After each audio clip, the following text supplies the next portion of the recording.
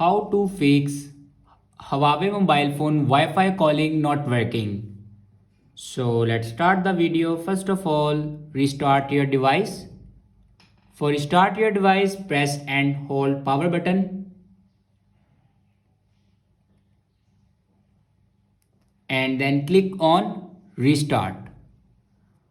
After restart your device, then open settings and then click on mobile network. Now here you can turn on or off your airplane mode. After turning on or off your airplane mode, then go back and scroll down in last and then click on system and updates. And then again click on software updates. Now here you can check your latest version will be updated or not. If it doesn't update to latest version, then update it to latest version. After that, your problem will be fixed.